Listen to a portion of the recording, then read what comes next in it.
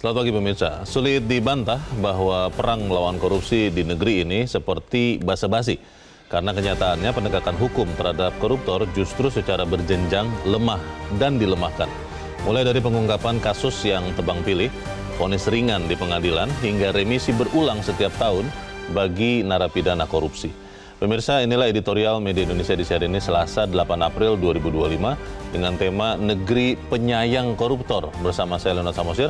Dan Anda semua para pemirsa juga bisa ikut menyatakan pendapat Anda nanti dengan menelepon nomor telepon 021 583 99 100. Dan pemirsa, pagi ini telah hadir bersama saya Ketua Dewan Redaksi Media Group, Elman Saragih. Bang Elman, selamat pagi. Pagi, Bung Leo. Sehat-sehat, Bang? Sehat.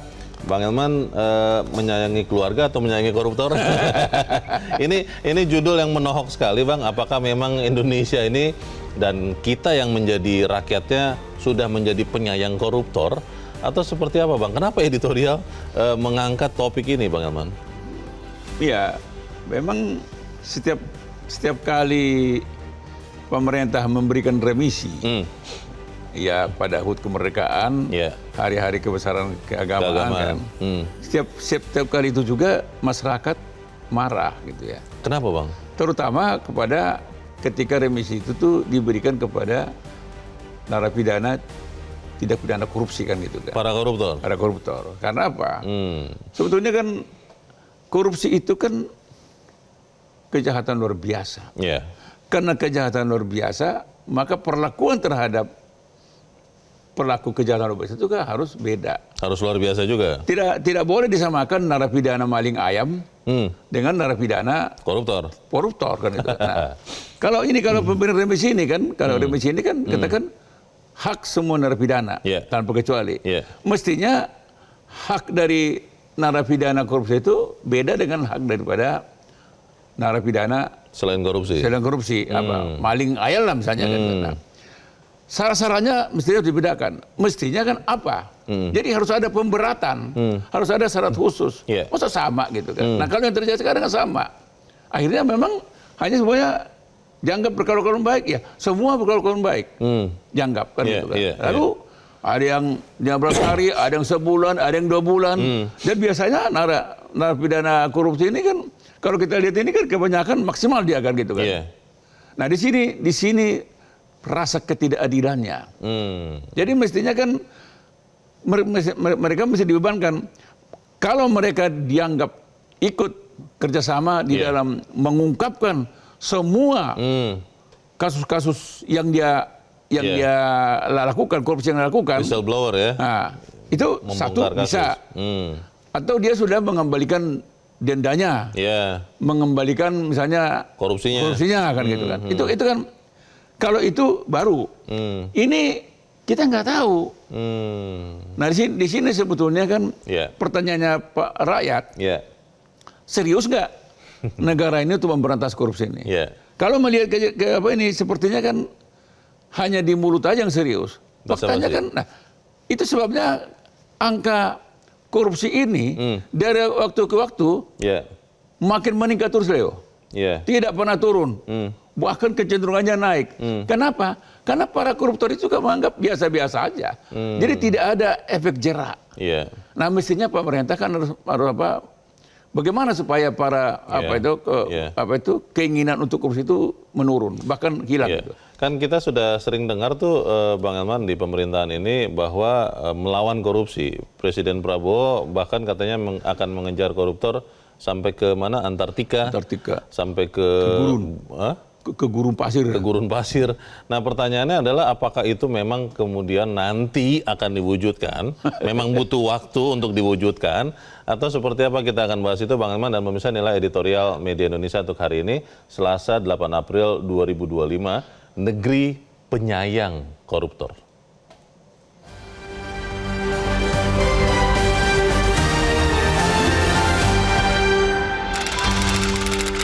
Negeri Penyayang Koruptor.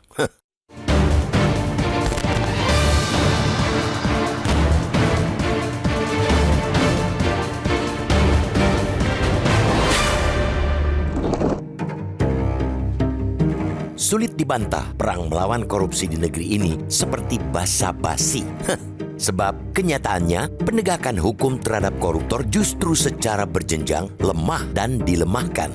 Lihat saja, mulai dari pengungkapan kasus yang tebang pilih, vonis ringan di pengadilan, hingga remisi berulang setiap tahun bagi narapidana korupsi. Soal remisi ini pula yang lagi-lagi menunjukkan masih lekatnya keberpihakan terhadap koruptor. Di momen Idul Fitri 1446 Hijriah, ratusan narapidana korupsi ikut mendapat remisi dan kebanyakan hanya didasarkan alasan berkelakuan baik. Undang-Undang Nomor 22 Tahun 2022 tentang Pemasyarakatan memang menegaskan bahwa remisi merupakan hak setiap narapidana yang telah memenuhi persyaratan tanpa terkecuali. Namun, bagi napi korupsi yang masuk kejahatan luar biasa, mestinya terdapat persyaratan tambahan yang mesti dituruti secara ketat. Persyaratan khusus kesediaan bekerja sama membongkar perkara memang telah dilemahkan karena tidak lagi menjadi kewajiban. Ini berdasarkan putusan Mahkamah Agung nomor 28P/HUM/2021. Meski begitu, mestinya pemerintah, dalam hal ini Menteri Imigrasi dan Pemasyarakatan Agus Andrianto sebagai pemegang bola dapat menunjukkan keberpihakannya juga penghormatannya terhadap kerja panjang pemberantasan korupsi di Indonesia. Ironisnya, persyaratan yang memang sudah dilemahkan oleh putusan MA itu seperti gayung bersambut di tiap kesempatan pemberian remisi, baik remisi umum di hari ulang tahun kemerdekaan Republik Indonesia maupun remisi khusus saat hari besar keagamaan. Pada Idul Fitri kali ini, Lembaga Pemasyarakatan atau Lapas Sukamiskin Kota Bandung, Jawa Barat menyebutkan sebanyak 288 narapidana korupsi, termasuk Setia Novanto atau Setnov, telah mendapat persetujuan mendapatkan remisi. Besaran remisi beragam, mulai dari 15 hari, 1 bulan, hingga ada yang mendapat remisi 2 bulan. Untuk Setnov, yang merupakan koruptor kasus EKTP, ini merupakan remisi keempat. Pada Idul Fitri 2023 dan 2024, ia mendapat potongan masing-masing 30 hari. Padahal, pada hari ulang tahun ke-78 Republik Indonesia, mantan Ketua DPR ini sudah mendapat remisi 3 bulan. Sementara itu, negara juga belum mengungkapkan soal pelunasan uang pengganti oleh Setnov. Pengadilan Tipikor PN Jakarta Pusat memvonis Setnov harus membayar uang pengganti sebesar 7,3 juta US dollar sekitar 65,7 miliar rupiah dengan kurs Rp9.000 saat proyek EKTP dilakukan. Jumlah tersebut dikurangi 5 miliar rupiah yang sudah dikembalikan dalam proses penuntutan.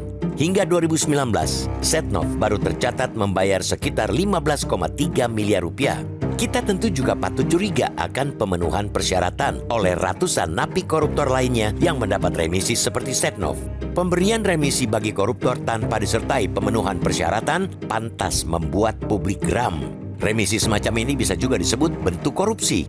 Karena itu, sudah semestinya pemberian remisi ini diusut dan sesegera mungkin dicabut jika betul tidak memenuhi persyaratan.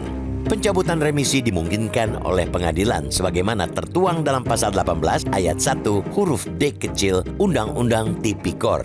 Sebab itu, KPK yang dahulu berhasil menyeret Setnov ke pengadilan pun semestinya menjadi yang terdepan menempuh jalur hukum untuk pencabutan remisi itu. Sayangnya, seperti tergambar dari pernyataan Wakil Ketua Komisi Pemberantasan Korupsi KPK, Yohanis Tanak, lembaga anti rasuah periode saat ini pun tampak lembek. Yohanis justru mempersempit kemampuan KPK dengan menyatakan lembaga itu hanya memiliki kewenangan menyidik, menuntut, dan mengeksekusi kasus.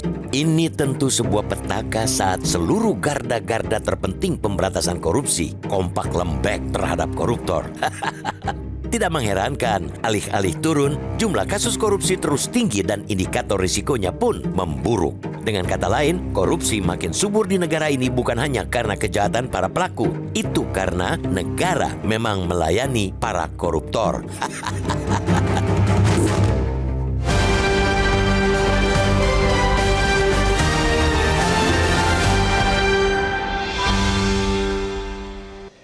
Di bagian berikut Anda bisa ikut menyatakan pendapat Anda, pemirsa. Untuk saat ini, tetaplah bersama kami.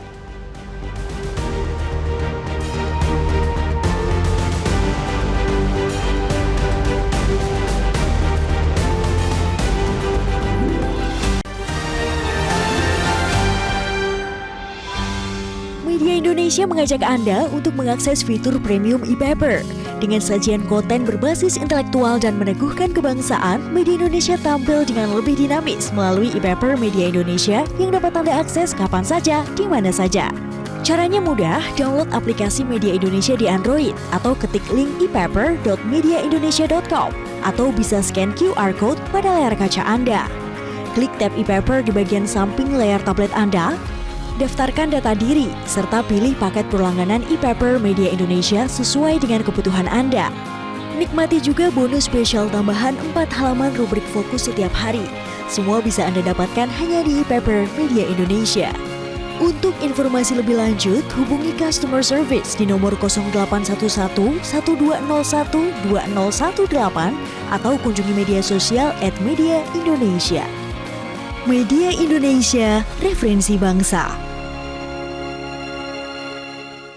Terima kasih Anda masih bersama kami dan sekarang kita akan mendengarkan Bang Edman pendapat dari pemirsa Metro TV. Kali ini dari Temanggung, Jawa Tengah ada Pak Sukarwan.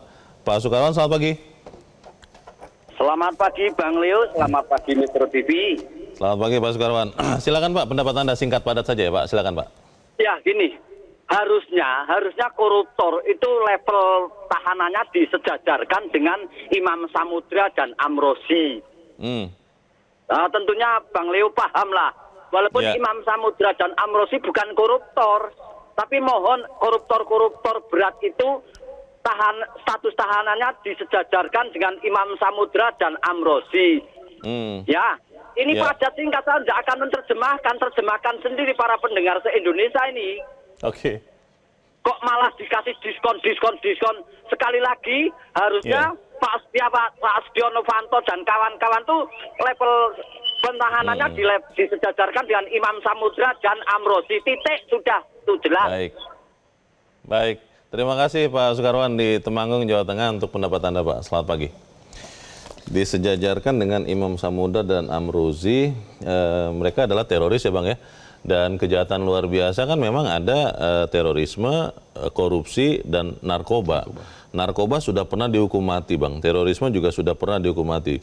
Korupsi ini kan jangankan dieksekusi Bang, diancam atau mau diancam hukuman matinya saja tidak pernah. Apakah mungkin jangan-jangan karena terlalu lemahnya kemudian hukuman bagi koruptor, ya terus-terusan begini Bang? Memang sebetulnya kan gini, kita juga sebetulnya bertanya kepada pemerintah. Dan penegak hukum lah terutama. Mengapa hukuman terhadap para korupsi ini kan terkesan ringan gitu ya? Ya ecek-ecek lah kata orang Medan kan. Ya ada 1-2 hukuman maksimal ya. Seumur hidup kan. Tetapi kan hitungan jari itu kan. Tapi umumnya kan ringan. Ringan dapat remisi lagi kan gitu kan. Betul. Perlakuannya pun kita nggak tahu lah. Istimewa katanya. Istimewa katanya kan.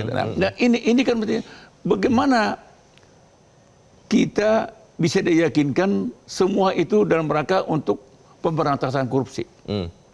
Semua itu dianggap bahwa kita memang sedang berperang terhadap korupsi. Jadi itu hanya omong-omong aja itu.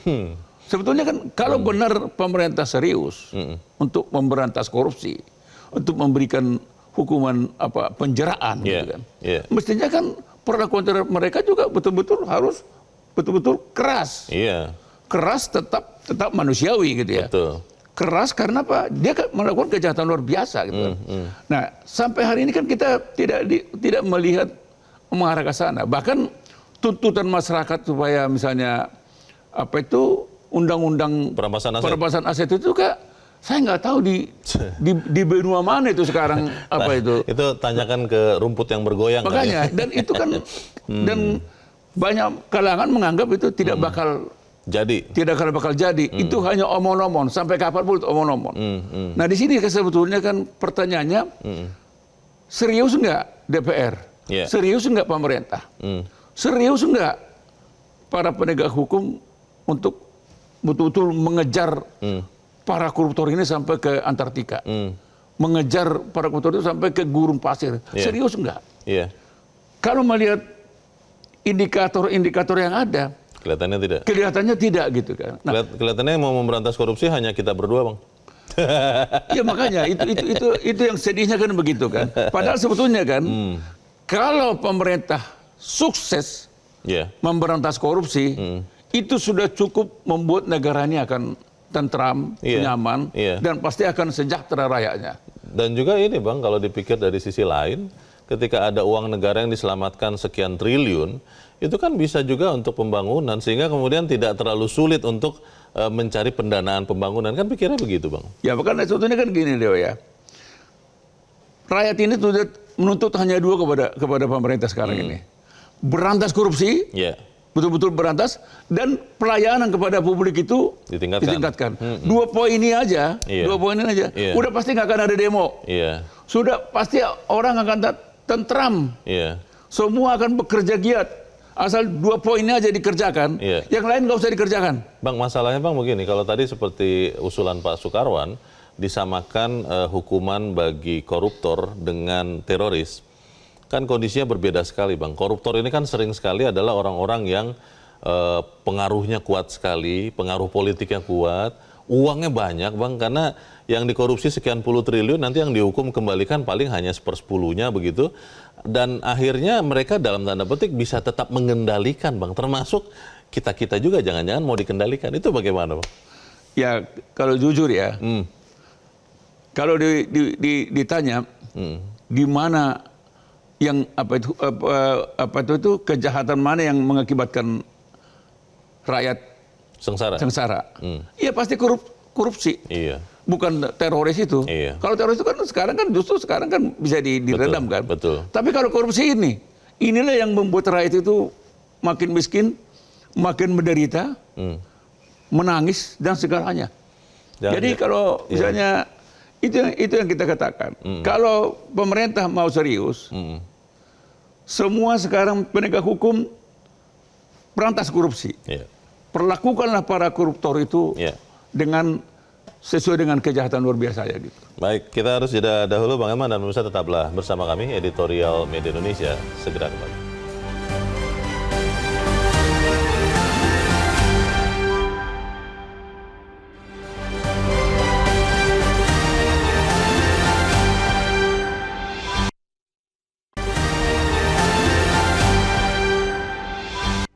Terima kasih pemirsa, Anda masih bersama kami dan kita ada di bagian akhir diskusi kita pagi ini. Bang Elman, kalau memang kemudian kondisinya seperti yang kita sudah diskusikan, apa yang kita bisa harapkan Bang untuk kemudian bangsa ini wariskan kepada anak cucu kita? Apakah kemudian nanti kita akan melihat anak cucu kita mengatakan, oh karena kalianlah bapak, ibu, nenek, kakek kami, maka kemudian bangsa kami sekarang sudah tidak punya kemampuan lagi. Apa itu Bang yang mau diwariskan Bang?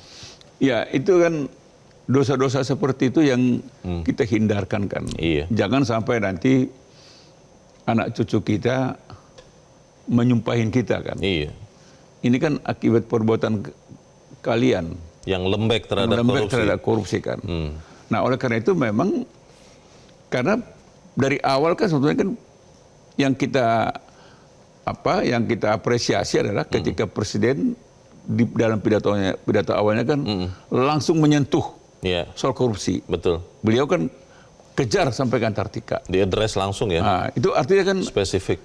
Itu sebetulnya kan memberikan harapan kepada rakyat Indonesia. Oh, korupsi bakal dikejar nih. Korupsi bakal gigit nih kan gitu. Karena khusus disebut ya. Khusus. Jadi, nah sekarang sebetulnya kan masyarakat tinggal menagih nih. Sekarang udah tahapan mana sekarang rancangan untuk mengejar korupsi ke Antartika ini? Mana rancangannya mana? Apa yang sudah dilakukan? Apa sudah dikerjakan gitu kan? Mestinya tahap pertama yang harus dikerjakan pemerintah adalah segera wujudkan undang-undang perampasan aset. Nah, itu dulu kan gitu kan. Lalu buatkan semacam kesepakatan penegak hukum. Ke depan penjahat korupsi, para pelaku tindak pidana korupsi harus dihukum maksimal. Dan pemberian remisi kepada narapidana terpikor harus selektif. Jangan sampai ada yang maksimal. Kan tidak masuk akal. Masuk pelaku kejahatan luar biasa ada yang sebulan, ada yang 2 bulan, bahkan katanya pernah ada 3 bulan. Iya. Hebat amat dia. Tidak adil ya Bang? Tidak adil kan. Nah ini kan mestinya, dan yang tidak kalah pentingnya adalah memang dari atas harus memberi contoh bahwa mereka tidak ada lagi yang korupsi. Iya. Di sini juga harus sekaligus lihat apa judi-judi online itu. Nah, ini juga buktikan. Iya. Karena ini juga kejahatan luar biasa ini. Sampai sekarang kita belum tahu itu ya? Sampai sekarang kita nggak tahu ini. Ujungnya seperti apa? Ujungnya seperti apa ini? Ada ujungnya nggak? Atau jangan-jangan sengaja didiamkan ini. Kita kan juga belum tahu sampai sekarang.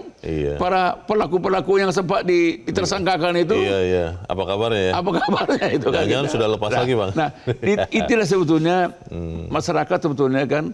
Apalagi dalam kondisi seperti sekarang ini kan. Akibat pengenaan tarif yang tinggi ini. Iya. Kalau pemerintah mengejar para koruptor, kalau pemerintah tidak lagi memberikan karpet merah kepada koruptor, udah pasti rakyat akan senang. Iya. Saya jamin tidak akan ada demo di mana-mana lagi tuh. Iya. Asal betul-betul serius.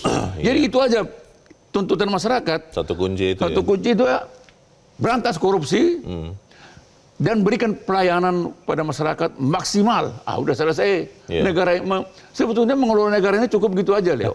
Tidak perlu ke kiri, ke kanan, ke depan, ke belakang.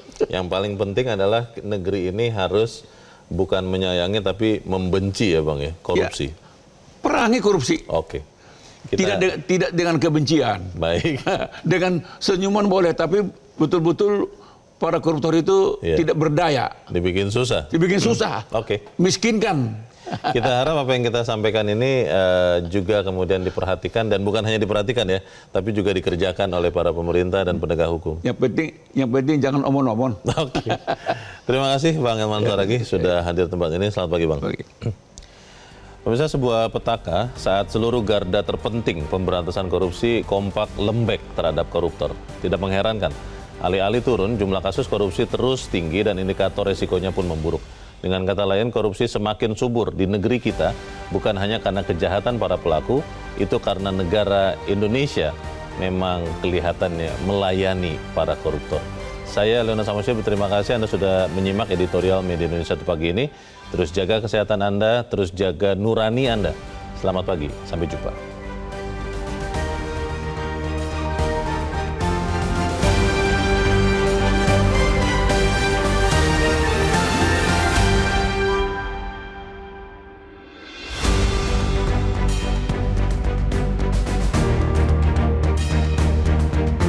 Jelajahi cara baru mendapatkan informasi. Download Metro TV Extend sekarang.